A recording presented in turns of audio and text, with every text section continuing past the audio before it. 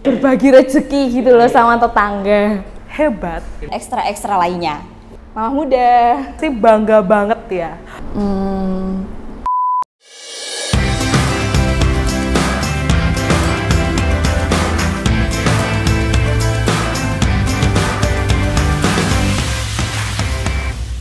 Halo teman-teman, nama aku Sarah. Aku dari divisi Sales and Marketing. Halo, nama saya Hesti. Saya di J Media di divisi Finance. Nama aku Heni dari divisi Fiberstream. Kenalin, namaku Nopitasari dari divisi Admin Sales. Halo, nama saya Willy dari divisi Customer Experience. Perkenalkan, nama saya Yosi dari divisi Finance. Baru satu sih mas. Baru satu. Anaknya baru satu. Anaknya baru satu. Anakku baru satu sih. Usianya jalan 15 bulan. Anaknya udah 2, satu umur 8 tahun, satu umur 2 tahun. Umurnya 5 tahun, sekarang masuk TK. Bangga banget. Bangga banget ya. Ya banggalah pasti. Sangat-sangat. Bangga banget dong. Pastinya bangga. Bangga lah mas, jelas lah itu mah ya. Ternyata menjadi seorang ibu itu harus ekstra sabar, ekstra ngatur emosi, dan ekstra-ekstra lainnya. Jadi seorang ibu tuh bukan pekerjaan sih mas. Kayak terus sesuatu yang mulia aja gitu udah bisa jadi seorang ibu gitu loh. Jadi ibu tuh anugerah terindah ya. Bisa handle anak, didik, segala macam sih, bisa jadi bestie ya, temen banget lah sama anak gitu. Karena ya ternyata tuh ibu sehebat itu. Ya hebat karena kita tuh sebagai ibu ya ternyata tuh selain harus mengandung 9 bulan itu harus melahirkan yang mana rasanya tuh luar biasa. Setelah melahirkan kita juga harus merawat anak-anak kita yang harus ngelewatin fase dia tantrum, minta ini itu, yang kita belum tahu bahasanya, tapi ternyata kita sebagai ibu bisa loh mengartikan itu semua gitu.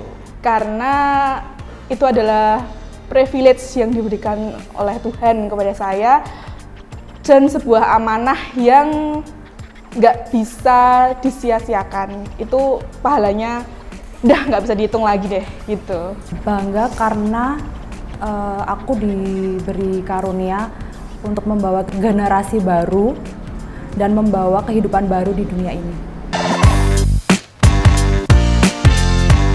Saya adalah ibu yang hebat. Saya ibu yang bisa mengurus 2 anak, walaupun satunya di Brebes, satunya di Jogja, tapi tetap keep touch, walaupun satunya lewat video call, satunya lewat pelukan langsung. Yang jelas sih waktu bayi ya mas, itu ya bisa nyusuin, bisa ngelihat dia udah bisa jalan, udah bisa merangkak. Habis itu bangganya tuh dia bisa ngaji, bisa berdoa sebelum makan, sebelum tidur, udah bisa nyanyi-nyanyi. Kalau sekarang udah SD udah bisa minta jajan, ya bangga lah ya ini jadi seorang ibu anaknya bisa minta jajan gitu, udah tahu. Dia bisa jadi hal untuk belajar semuanya, belajar kesabaran, belajar repot ini itu ya kan, itu sih jadi everything. Untuk saat ini ya aku masih bisa selalu ada di sampingnya. Ya dia tumbuh dengan cerdas, terus dia aktif, kayak gitu aja sih bangganya. Kalau ibu itu nggak melulu soal anak ya, tapi juga ngemong gitu, maksudnya ya menteri kesehatan, ya menteri keuangan, ya menteri segala-galanya di rumah tangga gitu.